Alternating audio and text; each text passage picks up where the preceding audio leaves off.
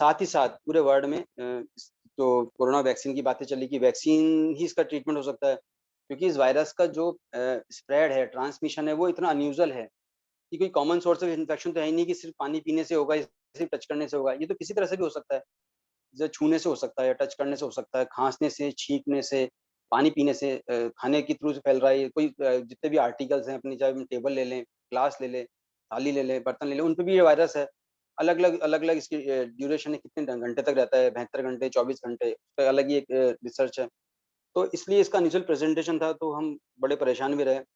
पर हमने बहुत अच्छा कोऑपरेट किया पूरे इंडिया में, और हमारी सेंट्रल स्टेट गवर्नमेंट ने बहुत अच्छा काम करके इसको कंट्रोल किया पहली वेव को। हालाँकि ये बात चलती रहेगी, सेकंड वेव आएगी। तो उस टाइम पे लेकिन साथ में रिसर्च की इसकी रिसर्च भी स्टार्ट हो गई। जैसे कि कुछ वैक्सीन्स की रिसर्च स्टार्ट हुई, साथ में कुछ दवाइयाँ भी स्टार्ट हुई। और मैं यही आपको शेयर करना चाहता हूँ कि मैंने 2 चीज़ में और रिसर्च में पार्टिसिपेट किया था, इंजेक्शन रेमडेसिविर, इसमें मेरा कंट्रीब्यूशन रहा है, और एक टैबलेट फेविपिराविर जो बहुत कॉमनली यूज़ हो रही है अभी, इसमें मेरा कंट्रीब्यूशन रहा है। तो मैं कहते हैं मुझे बड़ा अच्छा लगता है कि मैंने इसमें काफ़ी अच्छे से एक्टिवली पार्टिसिपेट किया, रिसर्च वर्क में भी, साथ में पेशेंट देखने में भी। वो पेशेंट को अच्छे से सैटिस्फाइड करने में भी, उनको मोरल बूस्ट करने में भी, उनको मेंटल सपोर्ट देने में भी। तो इस तरह से भी ये डिसाइड किया गया कि वैक्सीन वैक्सीन को, क्योंकि हम जानते हैं कोई भी वैक्सीन डेवलप होती है तो उसमें बहुत टाइम लगता है। वो एकदम से डेवलप नहीं होती है, उसमें कई साल लग जाते हैं। आज हम जितनी वैक्सीन के बारे में पढ़ते हैं, शुरू से पढ़ते हैं, चाहे वो स्मॉल पॉक्स की हो, चाहे चिकन पॉक्स की हो, चाहे से वो पोलियो की वैक्सीन हो, तो उन उन सब में कितना टाइम लगा। वैक्सीन 2 तरह की होती है, आप भी जानते हैं। एक होती है डेड वैक्सीन, एक होती है लाइव वैक्सीन। मतलब जिसमें एक तो जो वायरस होता है वो ज़िंदा होगा या उसमें मरा हुआ डालेंगे। तो वैक्सीन का जो पर्पज़ है, वैक्सीन का पर्पज़ ये होता है कि वैक्सीन में हम उसको, या तो हम डेड वायरस को अंदर बॉडी के अंदर डाल रहे हैं पेशेंट की, या उसको उसकी पावर को कम करके अंदर बॉडी के अंदर इंट्रोड्यूस कर रहे हैं। उससे क्या होगा, उस कोई भी जब एंटीजन हमारी बॉडी में अनवांटेड चीज़ अंदर पहुँचती है, तो उसके अगेंस्ट में एक एंटीबॉडी डेवलप होती है, मतलब एक रिएक्शन बॉडी पैदा करती है बचाव के लिए। जैसे हम देखते हैं ना कि घर में कोई चोर घुस गया या अननोन पर्सन घुस गया, तो घर का मालिक उसको भगाने की कोशिश करेगा, ठीक वैसा ही यहाँ पे होता है। तो जब एंटीजन एंटर होता है तो एंटीबॉडी डेवलप होती है उसके अगेंस्ट में, और एंटीबॉडी डेवलप होगी तो एक इम्यूनिटी डेवलप हो जाएगी, मतलब उसके अगेंस्ट में हमको एक बचाव डेवलप होगा उस बीमारी के अगेंस्ट में। तो अच्छी अपनी जो टेक्नोलॉजी की सहायता से हमने कुछ वैक्सीन डेवलप की, इसमें कुछ इंडियन वैक्सीन्स भी थी, कुछ फॉरेन वैक्सीन्स भी थी। इंडियन वैक्सीन में जो कोविशील्ड थी, जो एस्ट्राजेनेका कंपनी की है, और यूके की यूनिवर्सिटी के साथ मिलकर इसको डेवलप किया गया था सीरम इंस्टीट्यूट ने। साथ में जो कोवैक्सीन थी वो भारत बायोटेक कंपनी ने डेवलप की है, इसको इसको Indian council of medical research के साथ डेवलप किया है इसको। तो 2 वैक्सीन हमारे पास रही है। तीसरी जाइडस कंपनी जो अहमदाबाद बेस्ड है, उसने भी अपनी वैक्सीन ट्रायल स्टार्ट की इसमें। तो स्टार्टिंग में 3 वैक्सीन ट्रायल थी इंडिया में, और बाकी जाइडस और मॉडर्ना जो आउट ऑफ इंडिया की थी। पर इंडियन कंडीशन के अकॉर्डिंग हमने देखा कि वैक्सीन वही सक्सेस है जहाँ के टेम्परेचर के अकॉर्डिंग काम कर सके, क्योंकि इंडिया इतना बड़ा कंट्री है। अलग-अलग जगह अलग-अलग भौगोलिक स्थिति है, कहीं पे बहुत ज़्यादा टेम्परेचर है, कहीं गर्मी है, कहीं सर्दी है। तो फिर डिसाइड किया गया कि इंडियन वैक्सीन जो है, जो 2 से 8 डिग्री टेम्परेचर पर काम कर सकती है, उसी को हमको प्रमोट करना चाहिए। उसका इफेक्ट भी बहुत अच्छा है, रिजल्ट भी बहुत अच्छा है। तो इसकी ट्रायल स्टार्ट हुई इस तरह से, और ट्रायल के बाद ये इसका इमरजेंसी अप्रूवल भी आ गया, और इसको अभी लगाना भी स्टार्ट कर दिया है। तो फेज़ 1 में तो कोरोना की प्रेज़ेंटेशन इस तरह से बताया मैंने आपको। फिर हम थोड़ा बीच में लापरवाही हो गए और ध्यान दे भी नहीं पाए, शायद कई फैक्टर्स रहे। तो इसकी दूसरी लहर जिसकी हम बातें पहले से ही कर रहे थे कि सेकंड वेव आएगी, वो अभी अप्रैल में स्टार्ट हो गई सेकंड वेव। और सेकंड वेव ने जो घातक रूप लिया, वो इसलिए लिया कि हम बड़े कैज़ुअली ले रहे थे इस चीज़ को कि नहीं, ये कोरोना क्या होता है? कुछ नहीं होता है ये तो। दूसरा, हमने वैक्सीनेशन में पार्टिसिपेट भी प्रॉपर नहीं किया, कि वैक्सीन नहीं लगवाएँगे, वैक्सीन के खुद के साइड इफेक्ट होते हैं। तो इस तरह से क्या हुआ कि जो कोरोना था, इसने इस बार घातक रूप लिया, उसके प्रेज़ेंटेशन ही चेंज हो गए। कि कोई भी वायरस या कोई भी जो कीटाणु होता है या जीवाणु होता है, वो अपना रूप बदलता है। सिंपल सा एग्ज़ाम्पल है कि जब भी कोई चोरी करता है, तो पुलिस उसके अगेंस्ट कानून बनाती है या रास्ते निकालती है ढूँढने के लिए, तो चोर अपने अपने तरीके बदल लेता है, बचाव की नई-नई तरह से चोरी करूँगा। ठीक वैसे ही वायरस या कीटाणु या जीवाणु भी अपने तरीके रूप बदलता है, अपने उसे बोलते हैं म्यूटेशन। तो जो सेकंड वेव आई, उसमें जो म्यूटेशनल वायरसेस आए, उसमें कई तरह के म्यूटेशनल वायरसेस आए। मोटा-मोटी 6 स्ट्रेन इस टाइम इंडिया में चल रहे हैं, इसमें यूके स्ट्रेन भी है, जिसमें जिसमें हैदराबाद स्ट्रेन भी है, जिसमें कॉमन स्ट्रेन भी है इसमें। तो अलग-अलग स्ट्रेन हम ऐसे एकदम से कह नहीं सकते कि कौन सा स्ट्रेन है, वो तो कल्चर के बाद ही पता लगता है। ये स्ट्रेन इस तरह से ये वायरस इस स्ट्रेन का है। कॉमनली ये कोविड वायरस ही है। पर इसमें इस टाइम के प्रेजेंटेशन चेंज हो गया इस बार। इस बार क्या रहा कि बहुत तेज़ी से अटैक किया लंग्स में। पहले लंग्स में अटैक करने में पहली वेव में थोड़ा टाइम लेता था ये, और पेशेंट को दिक्कत होती थी 7वें, 8वें, 10वें दिन जाके। पर इस बार इतनी तेज़ी से हुआ कि ये चौथे दिन ही पेशेंट को दिक्कत होना स्टार्ट हो गई, और पेशेंट को साँस में दिक्कत हो रही है, उसका ऑक्सीजन लेवल डाउन हो गया। दूसरा जो चेंज हुआ वो ये हुआ कि यंग लोग यंग एज के लोग काफ़ी इन्वॉल्व हो गए इसमें। ऐसा एज क्राइटेरिया रहा ही नहीं। पहले हम पिछले वेव में हम देखते थे कि 40 साल प्लस होना चाहिए, डायबिटिक होना चाहिए, ओबेस होना चाहिए, उनको कोरोना ज़्यादा होगा। इस बार जैसे कोई क्राइटेरिया देखा ही नहीं हमने, किसी डॉक्टर ने नहीं देखा। 20-20 साल के 20-20 साल के एडल्ट्स को हमने देखा, चाहे फीमेल हो चाहे मेल हो, उनको इन्फेक्शन हो रहा है, इतनी तेज़ी से हो रहा है कि ओपीडी में मैंने सामने देखा कि 70% सैचुरेशन लेके पेशेंट आ रहा है, कोलैप्स कर गया आके। मतलब हम क्या एक्शन लें उसके अगेंस्ट में, क्या उसको ट्रीटमेंट दें? तो इतना ज़्यादा तेज़ी से फैला, साथ में गैस्ट्रोएंटेरिटिस, लूज़ मोशंस करके पेशेंट आ रहा है, सिर में दर्द हो रहा है उसको, उसके रैशेज़ हो गए, लाल-लाल दाने हो रहे हैं शरीर पे उसके फंगल इन्फेक्शंस हो गए हैं, उसका एक खुद का कॉम्प्लिकेशन भी है और साथ में होकर भी आ रहा है। और पेशेंट को हाई ग्रेड फीवर का क्राइटेरिया पर है ही नहीं इसमें। हो सकता है पेशेंट को फीवर ही ना आया हो, सीधे सांस में दिक्कत हो रही है, ऐसे पेशेंट भी आ रहे हैं। सिर में दर्द हो रहा है, गर्दन में दर्द हो रहा है, मल्टीपल प्रेजेंटेशन, पेट दर्द हो रहा है। इवन ऐसे पेशेंट भी देखे जिनको पेट की रुकावट के साथ आए, उनको लगा कि सर्जरी करनी चाहिए, ऑब्स्ट्रक्शन जिसे बोलते हैं हम, इंटेस्टाइनल ऑब्स्ट्रक्शन। तो पता लगा वो तो कोविड निकला। तो मल्टीपल प्रेजेंटेशन से डॉक्टर्स खुद भी मतलब हैरान रह गए कि ऐसा भी हो सकता है क्या? और पेशेंट इतने परेशान हो गए। इन सब के कारण क्या हुआ कि हमारे जो डिमांड सप्लाई थी ऑक्सीजन की और वेंटिलेटर्स की और बेड्स की, वो इतनी ज़्यादा डिस्टर्ब हो गई कि मेरे पास हर आधा घंटे में कॉल आता है कि सर हमको आईसीयू बेड दिला दीजिए, हमको ऑक्सीजन दिला दीजिए। तो पेशेंट इतने ज़्यादा मतलब इसमें कैज़ुअल्टीज़ हो रही है इसमें, तो बहुत दिक्कत वाली बात हो रही है। तो ये सब तो इसका इसमें रहा कि ये कैसे रहा और इसमें वैक्सीन। अब मैं दूसरा बताना चाहता हूँ कि वैक्सीनेशन का क्या इफ़ेक्ट रहा। देखिए जो ट्रायल में जिन्होंने वैक्सीन लगाई, मेरा पर्सनल एक्सपीरियंस है कि ऐसे वॉलंटियर्स को दिक्कत ही नहीं हुई बिल्कुल। अगर उनको कोरोना भी हुआ था, वो कोरोना उनका ओपीडी बेस पे ठीक हो गया, घर में ठीक हो गया। वही खुद एडमिट कर रहे हैं कि सर वैक्सीन ने हमको बचा लिया। तो वैक्सीन तो लगवाना बिल्कुल 100% सही है। और वैक्सीन की एफिकेसी की बात करते हैं कि वैक्सीन कितनी इफेक्टिव है, क्या 100% इफेक्टिव है वैक्सीन?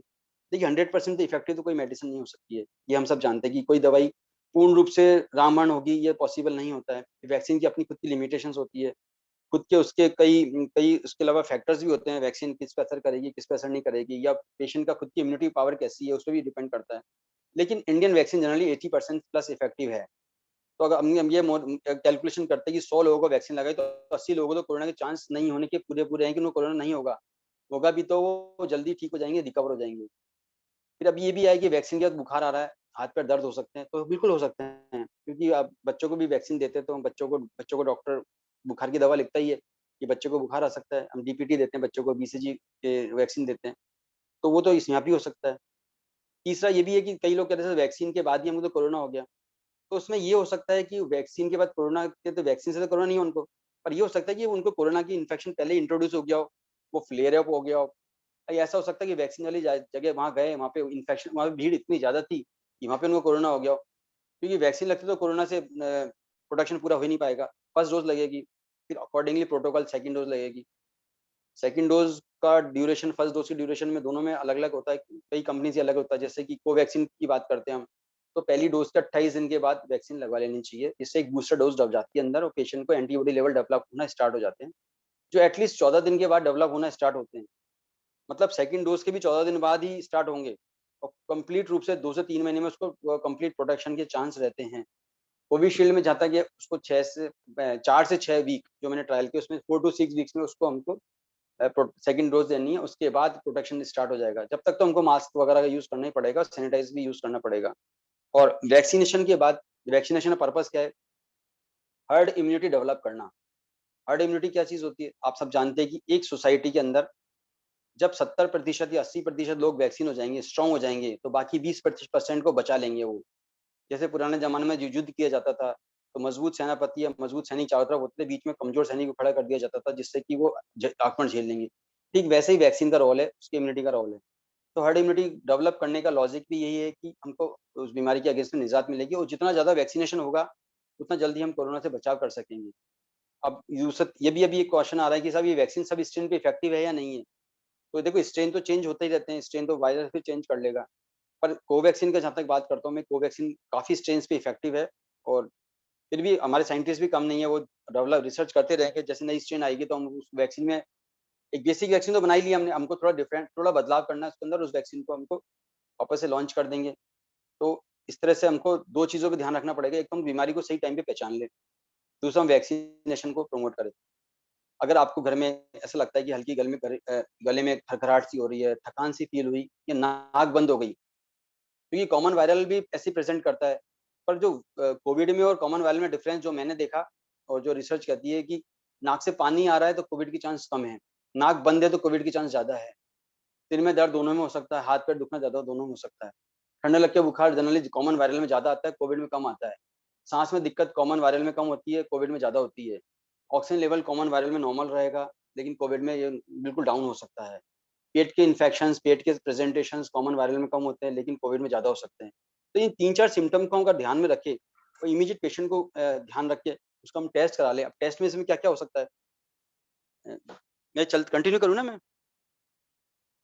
Can I continue? हाँ, नहीं बिल्कुल, बिल्कुल, आप हाँ। कंटिन्यू रखें, बिल्कुल, जी, बिल्कुल। हाँ। जी। तो अब ये कि साहब ये को हमको लग रहा है कि सस्पिशियस केस है। सस्पिशियस केस कैसा है कि या तो हम किसी कोरोना पेशेंट से मिल चुके हों या हमारे आस-पास कोई कोरोना पेशेंट आया हो, तो हमें एक सस्पिशियस उसमें आ गया कि हमें पॉज़िटिव हमें भी हो सकता है, नहीं हो सकता है। तो एक तो हमको जैसे हमको लगता है हम किसी से मिलकर आए हैं तो हमको एक तो आइसोलेट करें। जैसे हमको क्या चेन को ब्रेक करना है। तो हम चेन ब्रेक नहीं करेंगे तो वायरस जैसे कि हमने बताया इसका ट्रांसमिशन रूट ऑफ ट्रांसमिशन ही इतना वेरिएबल है कि हम उसको कैसे बचाव करें। तो उसको सबसे पहले तो हमको आइसोलेट कर लें अपने आप को। वॉच कर लें 2 या 3 दिन, उसके बाद हम इमीडिएट टेस्ट करा लें। अब टेस्ट में इसमें क्या करते हैं, हम 2 तरह से टेस्ट करा सकते हैं। एक तो होता है रैपिड एंटीजन टेस्ट, जिसमें हमको पता लग जाएगा पॉजिटिव या नेगेटिव है। पर वो फ़ाल्स पॉजिटिव भी हो सकता है, फ़ाल्स नेगेटिव भी हो सकता है। हो सकता है वो रिपोर्ट एक्यूरेट ना हो।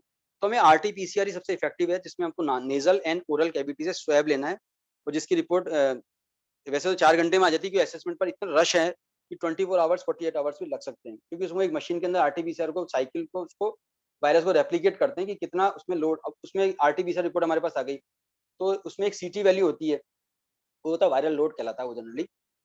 देखिए कई क्वेश्चन सर 17 आई है मेरे, कई बोलते हैं मेरे 24 आई है मेरे। तो जो कॉमनली रिसर्च वो कहती है कि 24 जिसकी वैल्यू है, 24 के ऊपर पेशेंट को वायरल लोड कम है और 24 के नीचे पेशेंट को वायरल लोड ज़्यादा है। वायरल लोड क्या होता है कि 24 कैसे आया कि पेशेंट की जो हमने स्वैब लिया उसको हमने रेप्लिकेट किया, मशीन पे हमने उसको वायरस को हमने सेपरेट करना स्टार्ट किया। तो वायरस जितना जल्दी सेपरेट हो रहा है इसका मतलब वो उतनी ज़्यादा लोड है उसके अंदर। तो वो 17 भी आ सकती है, 10 भी आ सकती है, 9 भी आ सकती है। लेकिन हमको बहुत ज़ोर आया मशीन को, मतलब बहुत दिक्कत हुई कि साहब वो तो 24, 28, 30 तक पहुँच गई। तो मतलब वायरल लोड कम है, वो पेशेंट थोड़ा सेफ है। तो एक तो हम आरटी-पीसीआर से ही असेसमेंट कर सकते हैं। दूसरा हम 2-3 ब्लड के बेसिक टेस्ट भी है। वैसे तो बहुत से टेस्ट करा रहे हैं अभी ये लोग, इसमें लोग सीआरपी, सीबीसी, एलडीएच, आईएल-6 इंटरल्यूकिन 6 बोलते हैं जिसको हम, फेरिटिन लेवल, प्रोकैल्सिटोनिन लेवल भी करा रहे हैं। लेकिन जो मेरा पर्सनली मैं जो कराता हूँ वो करता हूँ मैं सीबीसी एंड सीआरपी। अब मैं डी-डाइमर भी कम ही कराता हूँ क्योंकि कई पेशेंट अफोर्ड नहीं कर पाते। तो सीबीसी में हमें पता लग जाएगा कि हमारा जो टीएलसी रेशियो है, टीएलसी हमारी जो टोटल ल्यूकोसाइट काउंट है, वो 4000 से कम है क्या? 3200 है, 3000 है, 2000 है। तो मेरे को एक आइडिया लग जाएगा यहाँ साहब इसको वायरल हो सकता है। कि सेम वायरल में भी टीएलसी कम होती है। दूसरा हम देखेंगे प्लेटलेट काउंट। प्लेटलेट काउंट्स कितनी है उसकी, प्लेटलेट काउंट अगर लो जा रही है तो उसका मतलब उसका डी-डाइमर बढ़ा हुआ है, इसका मतलब उसको दिक्कत है, उसको कहीं न कहीं ब्लड उसका टूट रहा है उसका। तो उसको हम ऐसे एक्सप्लेन करेंगे कि inflammation and thrombosis pattern. Inflammation CRP बोलते हैं, सी रिएक्टिव प्रोटीन को बोलते हैं हम। सीआरपी बढ़ गया किसी पेशेंट का, बहुत सी बीमारी में बढ़ सकता है, पर अभी कोविड ही चल रहा है तो कोविड में हम मानेंगे इसको। किसी का सीआरपी बढ़ता है तो उसके अंदर पेशेंट का इन्फ्लेमेशन पार्ट ज़्यादा है। इन्फ्लेमेशन इन्फेक्शन से थोड़ा अलग होता है। इन्फेक्शन होता है, इन्फेक्शन होना मतलब वो ग्रसित है उस बीमारी से। इन्फ्लेमेशन होता है अंदर ऐसी रिएक्शंस पैदा हो रही है, तो सीआरपी बढ़ गया उसका। तो एक तो था इन्फ्लेमेशन। अब दूसरा देखिए कि सब ये इन्फ्लेमेशन हो गया इसको, तो इसको हमको नो कॉमन ट्रीटमेंट देना है, वो अभी अपन डिस्कस कर लेते हैं। दूसरा पार्ट है कि थ्रोम्बोटिक पैटर्न कितना है पेशेंट को। थ्रोम्बोटिक पैटर्न ऐसा होता है कि कुछ पेशेंट हमने देखे कि उसको कोविड में हार्ट अटैक आ गया, कोविड में उसको ब्रेन स्ट्रोक हो गया, पेशेंट एकदम से एक्सपायर हो गया, तो ऐसा क्यों हुआ? तो कोविड के अंदर ऐसी प्रेजेंटेशंस आती हैं कि उसका एक क्लॉट जाके उसके ब्रेन में जा सकता है, उसके हार्ट में जा सकता है, पेशेंट एकदम से एक्सपायर हो सकता है। तो हमको इन 2 चीज़ों को रोकना पड़ेगा, थ्रोम्बोसिस को रोक दिया हमने, साथ में इन्फ्लेमेशन को रोक दिया हमने, तो पेशेंट बिल्कुल सेफ है। क्योंकि जनरली चौथे दिन के बाद सीटी स्कैन में चेंजेस आना स्टार्ट होते हैं कि हमको, तो पहले तो हमको सीबीसी, सीआरपी, डी-डाइमर ये 3 टेस्ट बहुत बेसिक टेस्ट कराने चाहिए। बड़े-बड़े टेस्ट ना, आईएल-6 करा लिया हमने, ये करा लिया, एलडीएच करा लिया, फेरेटिन लेवल करा लिया, तो हम उसको असेस ही नहीं कर पा रहे। तो पहले बेसिक तो असेसमेंट कर लिया हम। पहले हिस्ट्री पूछ ली हमने उसकी प्रॉपर्ली, ठीक है? उसके बाद हमने ये टेस्ट कर लिया उसका।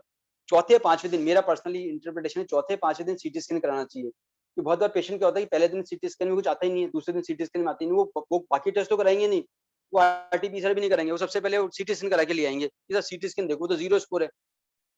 तो 0 स्कोर पे तो हम क्या दवाई दें उसको? तो कॉमन दवाई देके लिख दी।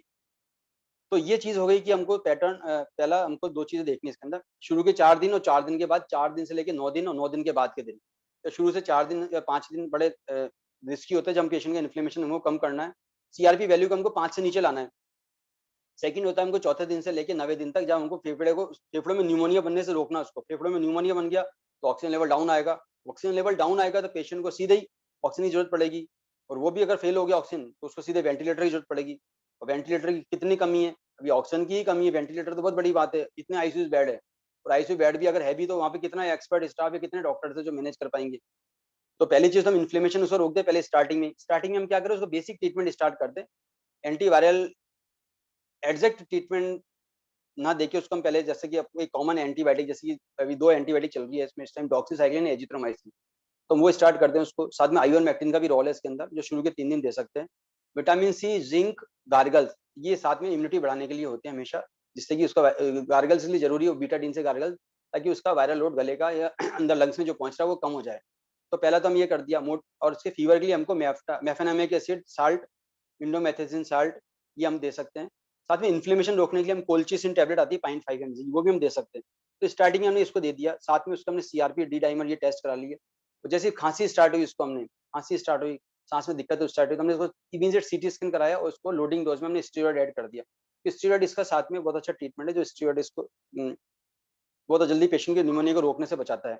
स्टेरॉइड के साथ ही हमने उसको एंटीवायरल थेरेपी दी। एंटीवायरल थेरेपी में हम क्या देंगे उसको, या तो हम टैबलेट फॉर्म में देते हैं पेशेंट माइल्ड है तो, जैसे उसका सीटी स्कैन इसको 4, 5, 6 है, 7 है, तो हम उसको एंटीवायरल थेरेपी भी दे सकते हैं, फेविपिराविर टैबलेट दे सकते हैं, पेशेंट बहुत से ठीक हो जाता है इसके अंदर। साथ में पेशेंट को वॉच करते रहो। और वॉच करने में कैसे वॉच करना है उसको, पेशेंट को हमको ऑक्सीजन लेवल देखना ही है हमको उसके अंदर। पेशेंट को एक सिंपल सी कैलकुलेशन बतानी है कि पल्स ऑक्सीमीटर एक मशीन छोटी-सी होती है, फिंगर में लगा के हम देखते हैं ऑक्सीजन लेवल, जो आज घर-घर में पहुँच चुकी है। पहले तो बीपी इंस्ट्रूमेंट और ग्लूकोमीटर ही बहुत बड़ी बात होती थी घर में। अभी तो जो कॉमनली हर पेशेंट के पास करीब-करीब मिलती है, ग्लूकोमीटर, ब्लड प्रेशर की मशीन और पल्स ऑक्सीमीटर और ज़रूरी भी है। मैं कहता हूँ ये लेना ज़रूरी भी है, थर्मामीटर बहुत अफोर्डेबल प्राइसेज़ भी है, तो हम ये काफ़ी चीज़ें बचा सकते हैं।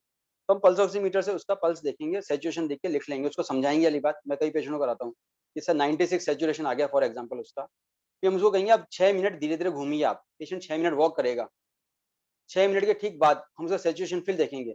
अब 96% था, अभी 96, 95 ही रहा, तो पेशेंट को दिक्कत अभी नहीं है, पेशेंट का निमोनिया इतना नहीं बना है, पेशेंट जल्दी ठीक होने के पूरे-पूरे चांस है। ये हमको रोज़ देखना है, दिन में 2 बार देखना है। 6 मिनट वॉक टेस्ट करते हैं, बोलते हैं हम इसको। लेकिन अगर पेशेंट का सैचुरेशन लेवल 4% डाउन आ गया, 97 से सीधे 93 आ गया या 96 से सीधे 92 आ गया, तो पेशेंट को इमीडिएट क्लोज़ सुपरविज़न की, क्लोज़ ऑब्जर्वेशन की ज़रूरत है। पेशेंट को हो सकता है ऑक्सीजन की ज़रूरत भी पड़ जाए, पेशेंट को एडमिशन की ज़रूरत भी पड़ जाए। तो हमको पेशेंट को बहुत अच्छे से समझाना वाली बात कि चौथे दिन आपकी प्रॉब्लम हो सकती है, 5वें दिन आपको प्रॉब्लम आ सकती है। तो उस टाइम हमको उसको प्रॉपर स्टेरॉइड ऐड करके एंटीवायरल थेरेपी ऐड कर सकते हैं। अब पेशेंट का स्कोर बहुत ज़्यादा आ गया, जैसे कि 15 आ गया, 16 आ गया, 20 आ गया, तो ऐसे पेशेंट को स्ट्रिक्टली बोलना है आपको एडमिट होना है। साथ में आपको इसमें ब्लड थिनर्स का भी बहुत बड़ा रोल है। जैसे मैंने बताया ना इन्फ्लेमेशन पार्ट तो ऐसे कम होगा मेफेनोमिक एसिड से, एंटी इन्फ्लेमेटरी एजेंट से। अब इसका थ्रोम्बोटिक पार्ट कैसे देखेंगे? या तो उसका डी डाइमर बढ़ गया हो। डी डाइमर एक क्राइटेरिया होता है, एक मार्कर होता है जो शो करता है कि अंदर पेशेंट के अंदर थ्रोम्बोसिस होने के चांस पूरे-पूरे हैं, या उसका प्लेटलेट टूट रहा हो। 2 कंडीशन है हमको इमीडिएट ब्लड थिनर तो हमको फर्स्ट डे से ऐड करना है इसके अंदर। और अभी ये क्राइटेरिया भी नहीं रहा कि हमको ओल्ड एज को ऐड करना है। हम यंग एज को भी ऐड कर रहे हैं ब्लड थिनर। ब्लड थिनर में हम कुछ भी दे सकते हैं, जैसे कि इकोस्प्रिन टैबलेट हो गई साथ में, वारफेरिन हो गई, एसीट्रोम हो गया। वो पेशेंट थोड़ा ज़्यादा सीरियस है, ज़्यादा लग रहा है तो हम उसको इंजेक्शन फॉर्म में दे सकते हैं, उसको लो डोज़ हेपेरिन जो सबक्यूटेनियस लगता है, पेट के अंदर लगता है।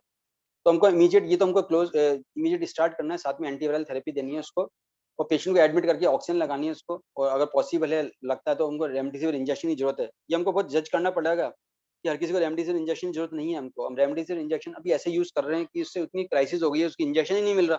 ब्लैक में मिल रहा है, 40,000 का, 50,000 का मिल रहा है। तो हमको बड़ा कॉशियसली यूज़ करना पड़ेगा कि कहाँ पे ज़रूरत है, कहाँ पे ज़रूरत नहीं है, किस पेशेंट में ज़रूरत है। तो उसको रेमडेसिविर इंजेक्शन देंगे, टॉसिलिज़ुमेब इंजेक्शन आता है, वो भी हम दे सकते हैं। पर ये इंजेक्शन जितने भी इंजेक्शन इनका रोल 10 दिन से पहले-पहले होता है, उसके बाद इनका कोई रोल रहता नहीं है। प्लाज़्मा थेरेपी भी दे सकते हैं, पर ये बड़े लेवल पे ये ट्रीटमेंट देंगे, जैसे यहाँ पे आईसीयू सेटअप है, मल्टी स्पेशलिटी बड़े अस्पताल हैं या कॉर्पोरेट ग्रुप के अस्पताल हैं या मेडिकल कॉलेजेस हैं। ये सब ट्रीटमेंट हमको छोटी जगह पे नहीं देना है क्योंकि हम इसके साइड इफेक्ट भी हो सकते हैं इसके। तो इस तरह से हमको पेशेंट को पूरा-पूरा कोशिश करना है हमको हर तरह से कि उसका इन्फ्लेमेशन पार्ट रोकना है, उसका थ्रोम्बोटिक पार्ट रोकना है हमको। 2 चीज़ तो मैंने आपको बताई, ये सीआरपी और डी-डाइमर की बेस पे उसको एंटी इन्फ्लेमेटरी स्टार्टिंग से ऐड करनी है उसकी। साथ में उसको ब्लड थिनर्स ऐड करने हैं उसके और सही टाइम पे स्टेरॉइड देना है। अर्ली स्टेरॉइड नहीं देना, लेट स्टेरॉइड नहीं देना उसको। तो लेट स्टेरॉइड देंगे तो इफेक्ट नहीं आएगा, अर्ली स्टेरॉइड देंगे तो पेशेंट की इटसेल्फ जो उसका प्रोसेस चल रहा है वो डिस्टर्ब हो जाएगा। तो हमको इस तरह से करते हुए ब्लड मार्कर्स के बेस पे और सीटी स्कैन के बेस पे, पेशेंट के कंप्लेंट्स के बेस पे, पेशेंट की सैचुरेशन के बेस पे हम पेशेंट को बहुत अच्छे से ट्रीट कर सकते हैं। साथ में उसको हम ये भी मोटिवेट करें कि जब आप ठीक हो जाओगे तो 2 महीने बाद उसके ठीक होने के आप वैक्सीनेशन भी कराओ अपना, ताकि आपको जो अगला अटैक आए, वो आपको इतनी सीवियरिटी से ना आए। तो इसमें इस तरह से मैंने कॉमनली जो मेरे को जो भी देख रहा हूँ मैं, जितना मेरा नॉलेज है, मैंने शेयर किया आपको। आपकी कोई क्वेरीज़ हो या आपकी अब कोई बताइए मुझे, आप शेयर करें प्लीज़। क्वेश्चन आंसर जो पहले एक बार अभी क्वेश्चन पूछा था जिस भाई ने, जी, वो अपना दोबारा रिपीट कर ले क्वेश्चन, और सारे जी लोग हाँ, क्वेश्चन आंसर अब हो जाए सारा समय का। जी हाँ। डॉक्टर साहब, पहले किसने पूछा था क्वेश्चन, वो पूछ ले अपना। Vijay ji, yes sir. मैं पूछूं कुछ सबसे? आप पूछ लो, आप ही पूछ ले। हाँ डॉक्टर साहब, आप खुद कोरोना से हो गए थे, तो जी आपने हाँ, किस तरह कोरोना से उबर के आए और आप काफी डाउन चले गए जी थे, हाँ। और कोरोना से बिल्कुल, वापस किस बिल्कुल। तरह निकल के आए? वो एक बार आप डेफि बताएं। डेफ़िनिटली। देखो सितंबर 2020 की बात है। मैंने पहला डोज़ लिया था वैक्सीन का। सेकंड डोज़ मेरा ड्यू था मेरा। तो उसके पहले मुझे क्या हुआ, मैं प्रोफ़ेसर भी हूँ निम्स मेडिकल कॉलेज में, तो मैं वहाँ राउंड लेने गया तो मेरे से चला नहीं गया बिल्कुल भी। मतलब मेरी प्रेज़ेंटेशन देखिए आप, कितना अनयूजुअल प्रेज़ेंटेशन था मेरे साथ। मुझे बुखार आया ही नहीं, मेरे पैरों में इतना दर्द हुआ कि मैं वहीं बैठ गया, मेरे को साँस फूल गई एकदम से। मैंने ये क्या हुआ मेरे साथ?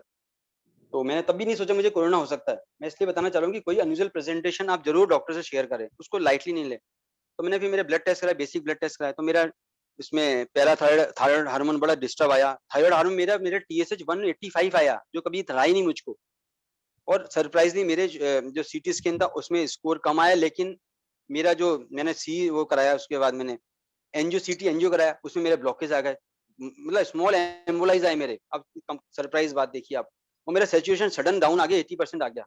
मेरी पल्स 140 हो गई। मतलब मैं वहीं उस दिन तो मुझे लगा मैं गया काम से।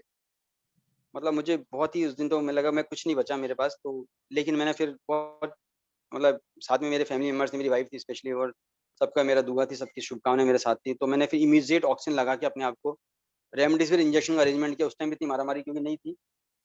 और साथ में मैंने अपने आप को ना इंजेक्शन हेपेरिन स्टार्ट किया। हेपेरिन इंजेक्शन लेने के बाद मेरे को शाम तक काफ़ी रिस्पॉन्स आ गया मुझे। और उसके बाद फिर मैंने बहुत मोटिवेट किया अपने आप को। मैंने पूरा ट्रीटमेंट लिया, बाकायदा रेमडेसिविर इंजेक्शन थे उसके अंदर, मेरे एंटीबायोटिक्स लिए मैंने। अपने आप को मैंने साथ में म्यूसिनेक एसिटलसिस्टिन टैबलेट ली मैंने। और ऑक्सीजन थेरेपी मेरी 20 डेज़ चली, स्टेरॉइड मैंने लिया मैंने। तो ये सब मैंने 20 दिन तक मेरा ऐसा चलता रहा, और मेरी जो थकान थी इतनी ज़्यादा बढ़ चुकी थी, मुझे लगा मैं कभी रिकवर नहीं कर पाऊँगा, चल भी नहीं पाऊँगा शायद। मेरी आवाज़ बिल्कुल बैठ चुकी थी, हॉर्सनेस ऑफ वॉइस हो गई थी। मुझे सिंगिंग का शौक था, तो मैं वो गाना भी, मैंने कहा ये क्या हो गया मेरे साथ यार?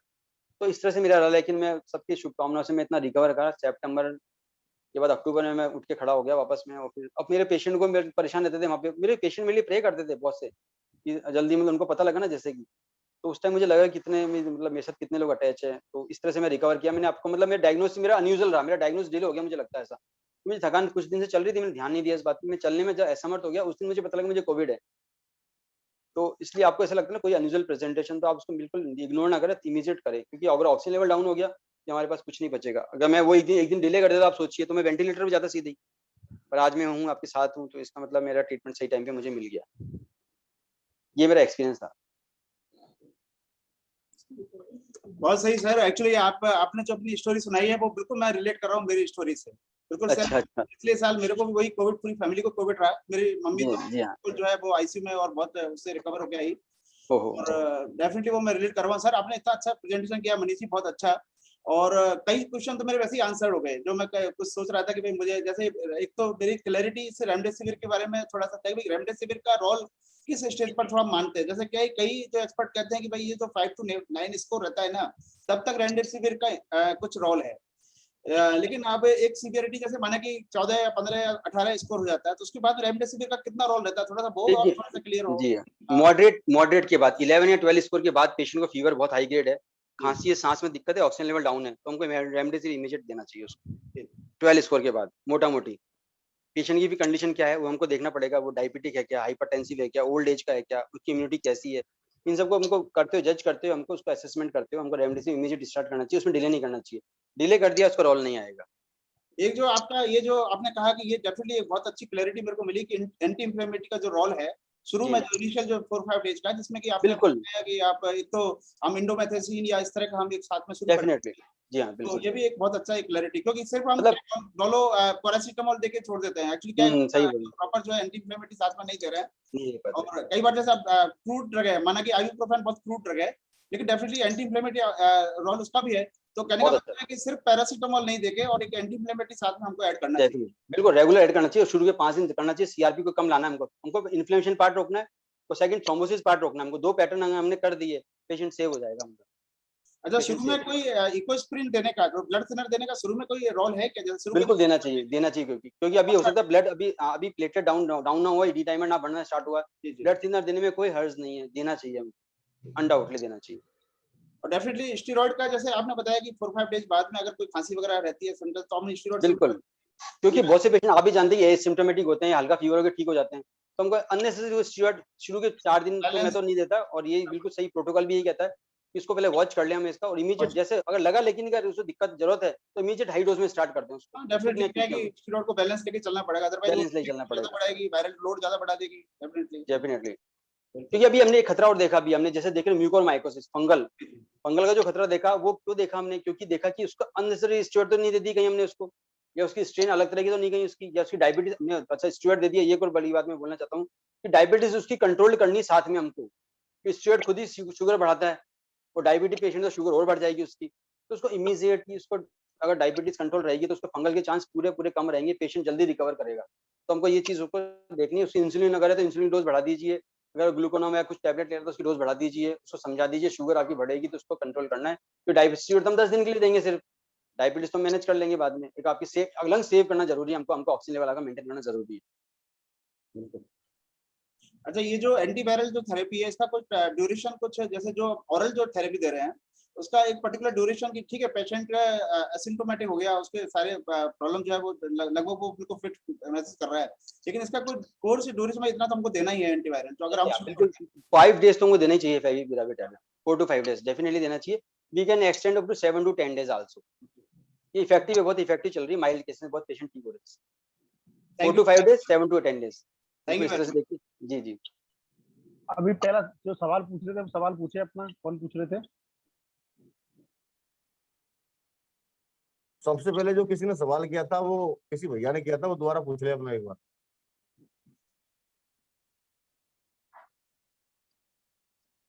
विजय जी सुन पा रहे हो मुझे आप? हाँ सर, कोई है नहीं शायद वो।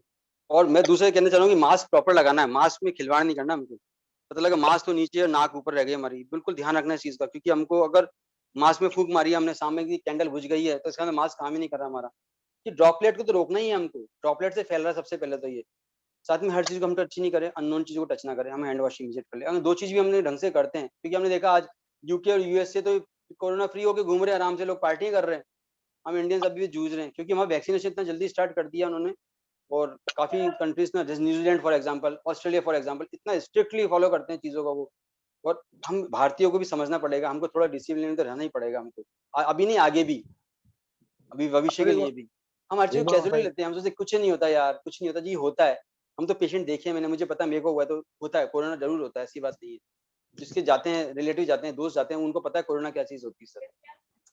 सर हमारी मैडम का भी एक क्वेश्चन है, वो पास में बैठी है हमारे, वो कह रही है कि ये एयरबॉर्न कितना ये रूमर है भाई, एयरबॉर्न है ये, मतलब जो बाहर भी जो है घूम रहे हैं तो हवा से भी ये फैल रहा था, ऐसा कुछ है कि इसमें कुछ है? देखो मैम, इसमें ना ड्रॉपलेट इन्फेक्शन है, आज मैं कोरोना जो है मैंने सांस छोड़ी और दूसरा पर्सन वहां से निकला, उसने सांस ग्रहण कर ली, तो हो गया एयरबॉर्न हो गया, ये बिल्कुल हो सकता है, इसलिए तो मास्क है, मास्क दे इसलिए रहे हम, यही मास्क इसलिए रहे, तो एयरबॉर्न तो बचे हम कम से कम, ड्रॉपलेट इन्फेक्शन जो कितनी देर तक ये ड्रॉपलेट। सस्पेंड रहता है एयर में, थोड़ा सा ये जैसे हम क्या भाई देखिए इसका कुछ ऐसे क्लियर कट ऐसा कुछ भी नहीं है, क्योंकि कितनी देर सस्पेंड करेगा, वैसे ही हैवी होता है वो जल्दी नीचे आके सेटल हो जाता है ये, और जैसे कहते हैं कि स्टील पे साहब 10 घंटे रहेगा ये, प्लास्टिक पे 15 घंटे रहेगा ये, वो क्या एपिडेमियोलॉजी में आता है कि कितना क्या वो रिसर्च करें, उसकी अलग ही करें, पर हमको तो ये देखना है हर चीज कोरोना की रसीद है, हमको ये देख के काम करें, हम बच जाएंगे, जैसा अभी कोरोना है इसके आगे कोरोना, हम उस तरह से उस पैटर्न में करेंगे, मास्क को प्रॉपर लगा के चलेंगे, ड्रॉपलेट से बच के चलेंगे, तो हमको बहुत अच्छे से मतलब बचते जाएंगे। सर ये 6 मिनट जो आपने बताया उसके बाद जी हाँ, टहल के जी सैचुरेशन हाँ, देखे, उसके अलावा भी जी। कोई है क्या और भी टेस्ट ये करने की बहुत विधि?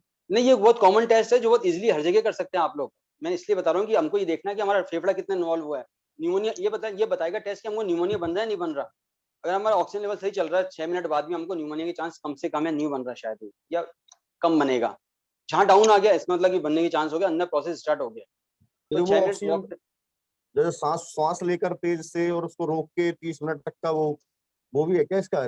वो भी कर सकता है, पर सबसे ऑथेंटिक 6 मिनट वॉक टेस्ट ही है, क्योंकि हम सांस रोकते हैं उसमें एक्सर्शन नहीं है, चलने में एक्सर्शन है, आप ये देखिए। तो यहाँ पे हमको एग्जैक्ट पता लगेगा हमको चलने के बाद।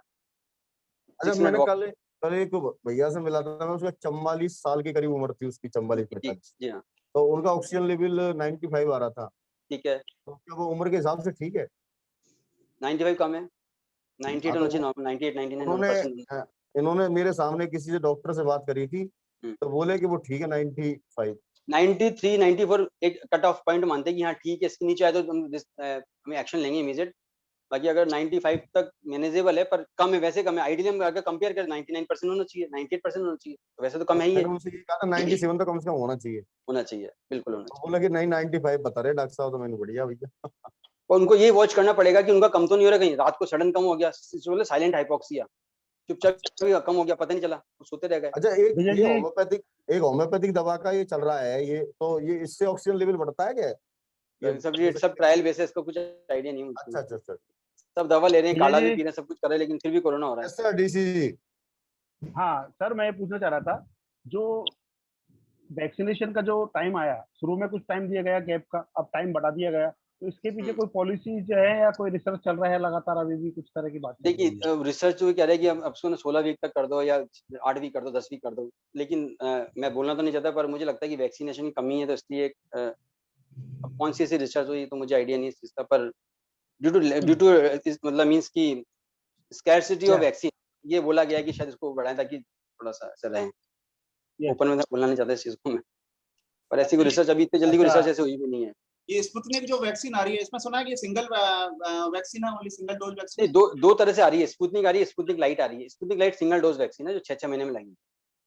और नॉर्मल स्पुतनिक जो मैंने ट्रायल किया वो 2 डोजेज है, वही फर्स्ट डोज एंड 28 डेज पे डोज। अच्छा, इस वैक्सीन का क्या रहेगा, जो हम जो कोवैक्सीन और कोविशील्ड जो लग रही है, इसकी रिपीट क्या रहेगा, बूस्टर डोज कब रिपीट होगी, 2 के बाद? कोवैक्सीन 28 डेज के बाद, कोवैक्सीन 28 डेज के दो, बाद। 2 डोज आपके लग गए, अब नेक्स्ट ईयर या कब इसका कोई बूस्टर कुछ है? एक साल बाद, एक साल रिपीट करना चाहिए ये बगैर। सर, ये वैक्सीन रिपीट रहेंगी बार बार ईयरली हर वाइज, या हर 6 साल मंथ रिपीट होगी, हर साल रिपीट होगी। क्यों रिपीट परमानेंट होगी? हो गया क्योंकि ये? वैक्सीन वैक्सीन 1 ईयर तक ही काम करती है। मैक्सिमम वैक्सीन 1 ईयर ही काम करती है। कुछ वैक्सीन लाइफ लॉन्ग काम करती है, जैसे बीसीजी। कुछ मैक्सिमम वैक्सीन 1 ईयर काम करती है। साथ में स्ट्रेन भी तो चेंज होगा अगले साल वायरस का, तो स्ट्रेन के अकॉर्डिंग जी वैक्सीन में बदलाव करना पड़ेगा हमको। दोनों ही फैक्टर्स है इसके पीछे। जी। सर, एक चीज और पूछना चाहूंगा, चेस्ट जी फिजियोथेरेपी का जो हम करते हैं, जैसे डायफ्रामेटिक ब्रीथिंग है या जी, कपिंग करते हैं या मैनिपुलेशन करते हैं और बहुत अच्छा पोस्चरल रोल है, ड्रेनेज करते हैं, उनका कितना बहुत अच्छा रोल रोल है? है इसका, बहुत अच्छा रोल और है इसका। बिल्कुल वो प्रमोट होनी चाहिए, कि काफी पेशेंट उससे इंप्रूव हो रहे हैं, ऑक्सीजन लेवल बढ़ता है। क्योंकि हम प्रोन पोजीशन, आप बताते हो, हम भी बताते हैं कि पेशेंट को उल्टा लेटाइए। हाँ, प्रोन पोजीशन में पेशेंट की वाइटल रिलैक्सिंग कैपेसिटी फुल हो पोजिशन। जाती है। तो प्रोन पोजीशन में पेशेंट का ऑक्सीजनेशन बढ़ जाता है। बहुत से पेशेंट तो वैसे ही मैनेज हो जाते हैं, उल्टा लेटा दो, पेट के बल लेटा दो, उसको तरीके से लेटा दो। तो वही तो जी जी जी। फिजियोथेरेपी, वो क्या है, वो फिजियोथेरेपी है एक तरह की। तो आपको, आप लोगों का तो बहुत बड़ा रोल है। हाँ जी तो मैं सर। तो आप लोगों को भाई ये सजेशन दूंगा कि हाँ अपना सर सर। ध्यान जरूर रखिएगा अगर फिजियोथेरेपी दे रहे हैं तो। ऐसा नहीं कि या उसका उसके ड्रॉपलेट्स आपके आ गए, तो बहुत प्रिकॉशन के साथ करना अपने को, तो अपने को खुद जी को बचेगा। हम खुद बचेंगे तभी दूसरों को बचाएंगे। जी जी सर। इसके बाद सर मैं एक पूछ रहा हूँ, रिलैक्स जैसे स्ट्रेस को किस तरह हम ज्यादा बेहतर, मतलब स्ट्रेस को हम रिलैक्स कैसे कर सकते हैं, मतलब स्ट्रेस नहीं रहे, कई लोग डर डर रहे हैं, हम लोग मतलब डर रहे हैं, हमारे शहर में बहुत लोग डर रहे हैं कि यार ऐसा ना हो जाए, वो स्वस्थ है लेकिन फिर भी एक डर है, उस डर को कैसे हम रिलैक्स कर सकते डर हैं का ज्यादा? माहौल बहुत ज्यादा है, मैं भी बहुत डरता हूँ और डरता था पहले भी। उसको तो ये कि आपकी कोई अच्छी हॉबीज को उसको प्रमोट करें। मेडिटेशन करें, थोड़ी देर मेडिटेशन जरूर करें। अनुलोम विलोम हल्का फुल्का, ज्यादा नहीं, ओम का उच्चारण और भ्रमर आसन, ये 2-3 आसन जरूर करें आप। भ्रमर आसन का बहुत अच्छा रोल है। सर भ्रमर आसन, कानों में उंगली रख के ओम का उच्चारण करते हैं ना, तो पूरे ब्रेन में से वाइब्रेशंस होते हैं कि पेशेंट बहुत रिलैक्स हो जाता है। तो ये दो भावरी तीन प्राणायाम। भ्रामरी है, जो भी है भ्रामरी, बस हाँ yes yes yes sir yes sir. Yes. तो वो अपन बहुत अच्छा, जी उसका सर, रिजल्ट मैंने देखा है। एक हमारे मैडम का एक क्वेश्चन और आ गया। जी बताइए। बिल्कुल बिल्कुल। हमारा क्या है कि सीटी स्कैन जो है, सीटी मशीन है, उससे जो आउटलेट जो बाहर लगा हुआ है ऊपर छत पर, हम ऊपर छत पर घूमते हैं तो आउटलेट चल रहा है। तो हमारे मैडम को, हमारे उनको ये डर है कि कहीं उस आउटलेट से जो बाहर जो निकल रहा है एयर प्रेशर, उसमें वो जो है ना, नीचे का जो एनवायरनमेंट का जो वो है पूरा, वो पूरा वायरल लोड ऊपर आ रहा है। ऐसा कुछ है क्या, ऐसा कुछ? अब ये तो आपका वो किस तरह से उसका मैप क्या है, वो तो आप देखो उस चीज को। तो स्प्लिट बाकी तो स्प्लिट बिल्कुल ड्रॉपलेट, जो ऊपर आउटलेट होता है, तो उसका तो उससे कोई कनेक्शन थोड़ी होता होगा, उसका तो कनेक्शन आई थिंक नहीं होना चाहिए, नहीं होना चाहिए, आई थिंक नहीं होना चाहिए। ठीक, पर थैंक आप ये अच्छा सर। देखिएगा मैडम का डर दूर करो, मैं तो ये कहूंगा आप। एक अनुष्ठान करा लो, अनुष्ठान। अच्छा, हाँ डॉक्टर साहब, मैं मनीष सर। जी जी हाँ, मैं लास्ट में आपका एक सिंगिंग का सॉन्ग भी सुनना चाहेंगे हम। 1 मिनट का 2 मिनट का, आप सिंगिंग के बहुत बड़े शौकीन है, तो जब कार्यक्रम तो थोड़ा सा आप गा दें, मैं आपका बहुत दिन हो गया सुना हुआ इस नहीं, ये बहाने। बहुत बड़ा स्ट्रेस सर। रिलीवर होगा।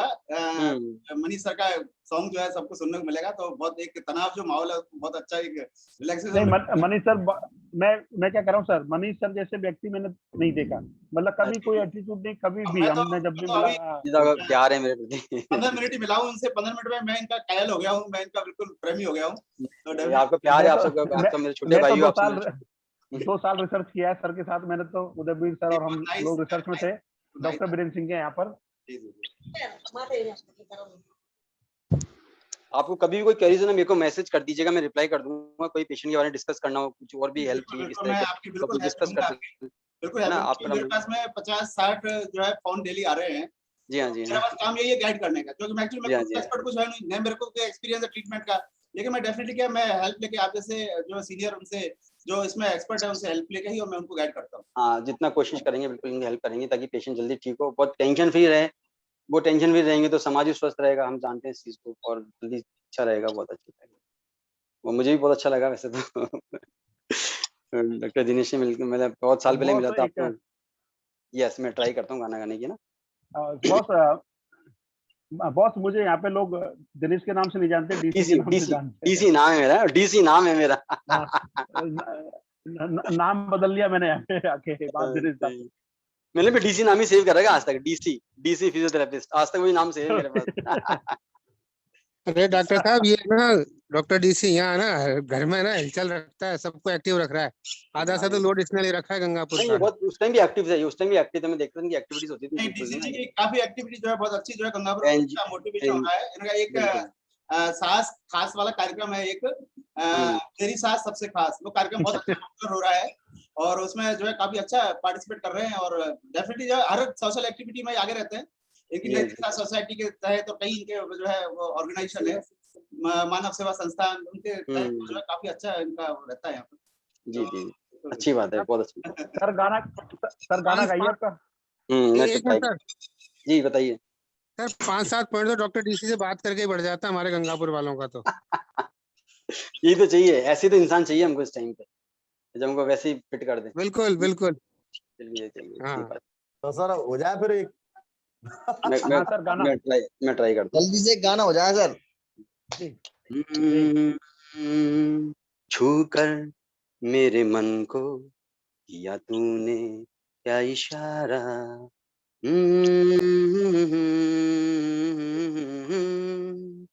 छू कर मेरे मन को किया तूने क्या इशारा, बदला ये मौसम लगे प्यारा जग सारा, छू कर मेरे मन को किया तूने क्या इशारा। थैंक यू, शानदार थैंक यू। सर, बहुत शानदार सर, बहुत अच्छा। काबिले तारीफ सर। आपकी आवाज जो है बहुत बहुत खूबसूरत है। और नहीं मैं, मेरा भी एक कार्यक्रम है, सक्सेस स्टोरी वाला एक कार्यक्रम हमने शुरू किया है, तो जी डेफिनेटली जी, मैं करूंगा आपसे बात पर्सनली, और उस पक्का कार्यक्रम में भी मैं आपको एक बार इनवाइट करूंगा। डेफिनेटली आपका जो है ना, और आपकी सक्सेस स्टोरी को और हम सबके सामने और करेंगे। बिल्कुल ठीक, माई प्लेजर माई प्लेजर। आप सब स्वस्थ रहें, सुखी रहें, मेरी ये और शुभकामनाएं, और ध्यान रखें अपना, सबका ध्यान और रखें। जी, थैंक्स फॉर इनवाइटिंग मी और इन ये दिस। कार्यक्रम, जी सर, चलता रहे ऐसे ये ही।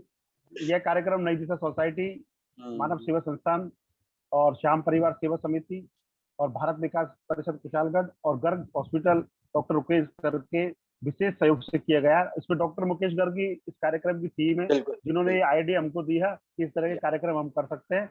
और हमारे डॉक्टर साहब जो ऑर्थोपेडिशियन है, बिल्कुल सोशल आदमी है, और आप कभी भी इनके पास जाओ तो हमें हमेशा अस्तित्व में मिलेंगे। एक बार डॉक्टर साहब के लिए ताली हो जाए मुकेश जी के लिए। Thank you thank you thank you very much. आप इतना मैडम गुस्से में मिल सकती है कभी कभी, सर नहीं मिलेंगे लेकिन। बिल्कुल, अच्छा लगा, और बहुत अच्छा। आप मेरी हंसी का रीजन ही यही है, मैडम ही मेरी हंसी का सबसे बड़ा रीजन। और डॉक्टर साहब, आपने, मनीष जी ने सर इतना टाइम दिया, उसके लिए बहुत बहुत धन्यवाद। और आप विचार हमें मिलते रहेंगे, ऐसा मैं बिल्कुल, आशा करता हूँ। Thank you, bye, see you, thank bye ठीक है, बाय। ठीक है।